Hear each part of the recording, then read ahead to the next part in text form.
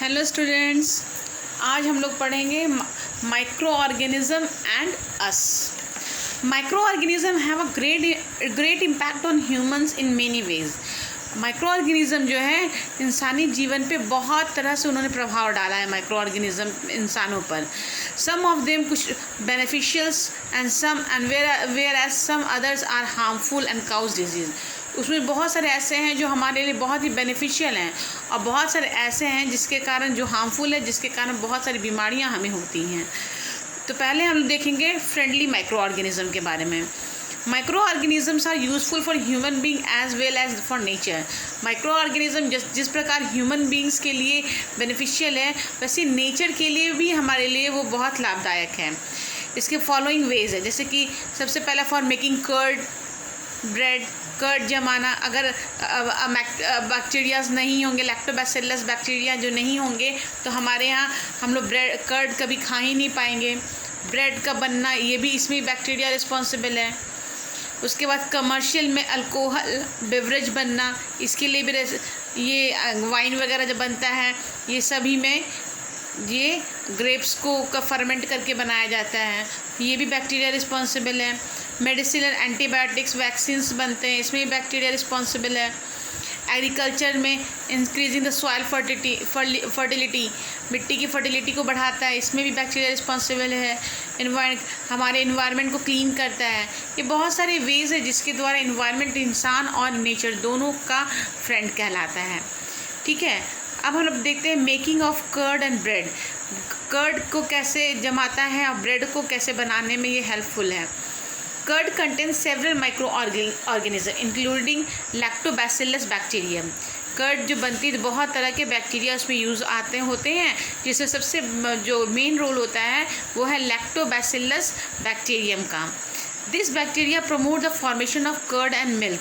ये बैक्टीरिया क्या करता है, ये फॉर्मेशन करता है किसका, दही का। मिल्क से दही बनाने के लिए दही का फॉर्मेशन करता है। When a little pre-made curd is added to milk, then lactobacillus bacteria multiply in milk and convert it into curd. जब हम लोग दूध में गुनगुने दूध में थोड़ी सी दही की मात्रा डाल देते हैं, तो दही में क्या होता है, दही में होता है लैक्टोबैसिलस बैक्टीरिया। और हम कभी भी ठंडे दूध में नहीं डालते हैं, हम सुसुम दूध में डालते हैं, जिसके कारण जब वो दूध में जाता है तो ये सुसुम दूध जो है, यानी ल्यूक वार्म दूध जो होता है, वो उसका फेवरेबल कंडीशन है। तो जब थोड़ी सी दही जब हम उसमें डाल देंगे, तो उसमें क्या है, लैक्टोबैसिलस बैक्टीरिया है। वो बैक्टीरिया डिवाइड करना स्टार्ट करता है, यानी अपनी जनसंख्या को बढ़ाना स्टार्ट करता है। तो जो इतना सा था, वो जितना दूध रहता है उतना दही में कन्वर्ट हो जाता है। Bacteria and yeast are also helpful for fermentation for idlis and dosa batter. वहीं पे बैक्टीरिया और ईस्ट भी जो होता है, ये दोनों चीज़ हमारे यहाँ इडली बनता है, डोसा बनता है, ब्रेड बनते हैं, ये सबको फर्मेंट करने के लिए रिस्पॉन्सिबल है। Commercial use, manufacturing of alcohol and alcoholic drink. अब देखते हैं कमर्शियल यूज़ क्या है। अल्कोहल और अल्कोहलिक ड्रिंक बनाने में ये बैक्टीरिया रिस्पॉन्सिबल है। कैसे, micro organism are also use for large scale production of alcohol and acetic acid vinegar. Micro organism को बहुत बड़े पैमाने में यूज़ किया जाता है, किस लिए, अल्कोहल बनाने के लिए और विनेगर यानी एसिटिक एसिड बनाने के लिए। Yeast is use to produce alcohol drink. Yeast को यूज़ किया जाता है अल्कोहल ड्रिंक बनाने के लिए, इंडस्ट्रियल स्पिरिट बनाने के लिए। ये क्या करता है, it break down the sugar present in fruit juices and grains like barley, wheat, rice and convert into alcohol. जो भी शुगर में, जो भी फ्रूट जूस में शुगर प्रेजेंट्स होता है, अनाज के दानों में, बार्ली में, व्हीट में, राइस में, इस सब को शुगर को ये ब्रेक डाउन करता है। अब ब्रेक डाउन कर अल्कोहल में कन्वर्ट कर देता है। कौन कन्वर्ट करता है, बैक्टीरिया कन्वर्ट करता है, और इस प्रोसेस को कहते हैं फर्मेंटेशन। ठीक है, the conversion of sugar into alcohol by yeast is known as fermentation. Is that clear? In the presence of oxygen, acetobacter bacteria convert alcohol. वहीं पे ऑक्सीजन के प्रेजेंस में एसिटोबैक्टर बैक्टीरिया का नाम है, एसिटोबैक्टर जो होता है वो अल्कोहल को एसिटिक एसिड में कन्वर्ट करता है। पहले क्या हुआ, शुगर से अल्कोहल में कन्वर्ट हुआ, अब अल्कोहल क्या हुआ, एसिटिक एसिड में कन्वर्ट हो गए। अब तीसरा यूज़ देखते हैं, medicine use. The medicine which kills और stop the growth of disease causing micro organism are antibiotics. Antibiotics क्या होता है, क्या कहता है, वो मेडिसिन जो किसी बीमारी को रोकता हो या नहीं उत्पन्न होने देता हो उसको हम एंटीबायोटिक कहते हैं। Some of the antibiotic which are made from fungi, कुछ ऐसे एंटीबायोटिक होते हैं जो फंगी से बनते हैं। बैक्टीरिया, स्ट्रेप्टोमाइसिन बैक्टीरिया उसके द्वारा बनते हैं। टेट्रासाइक्लिन, ठीक है, बैक्टीरिया से कौन कौन बनते हैं, स्ट्रेप्टोमाइसिन, टेट्रासाइक्लिन, इरेथ्रोमाइसिन, ये सब क्या है, ये सब एंटीबायोटिक्स हैं जो कि बैक्टीरिया के द्वारा बनते हैं। वहीं पे antibiotics are use to treat many disease, बहुत सारी बीमारियों को ठीक करने के लिए एंटीबायोटिक्स यूज़ करता है। But antibiotics can not use to cure common cold, लेकिन एंटीबायोटिक जो होता है common cold, flu, viral fever, ये सब को ठीक करने के लिए रिस्पॉन्सिबल नहीं है। इसके लिए वायरस होना चाहिए, क्योंकि ये सब वायरस से होते हैं। And antibiotics are not effective against disease cause virus. कोई भी एंटीबायोटिक जो होता है वो इफ़ेक्टिव नहीं है अगेंस्ट द वायरस, यानी कि वायरस, उसके लिए एंटीवायरल ही दवा चाहिए।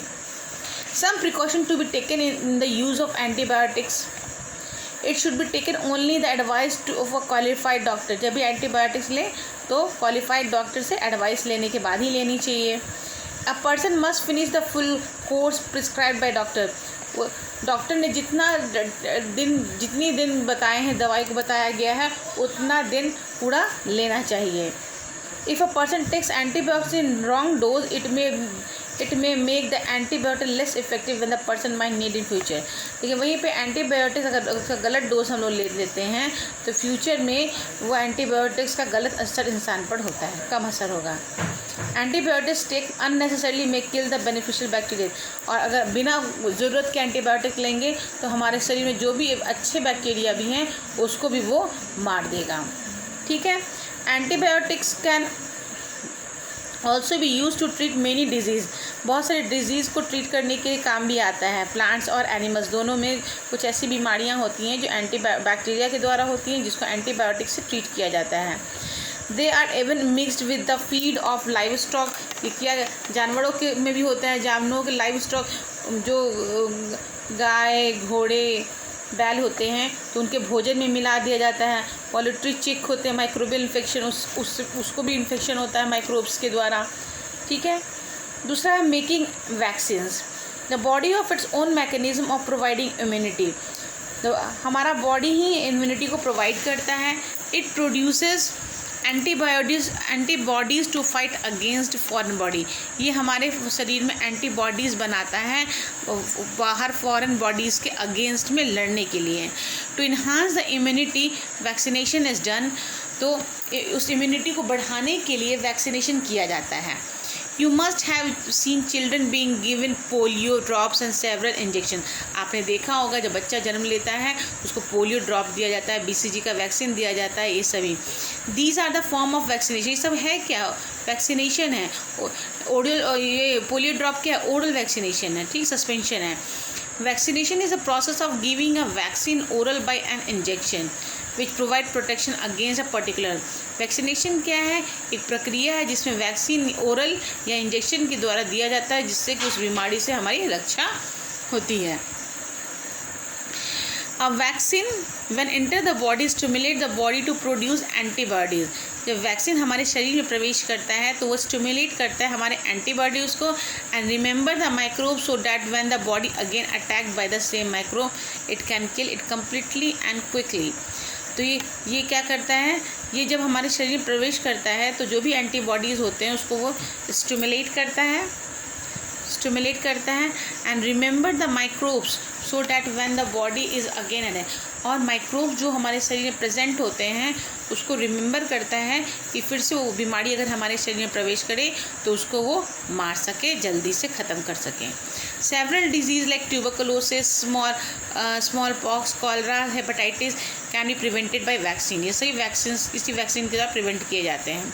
द पल्स पोलियो प्रोग्राम इसी के तहत चलाया गया था, ठीक है। तो आज के लिए इतना, नेक्स्ट डे फिर देखेंगे।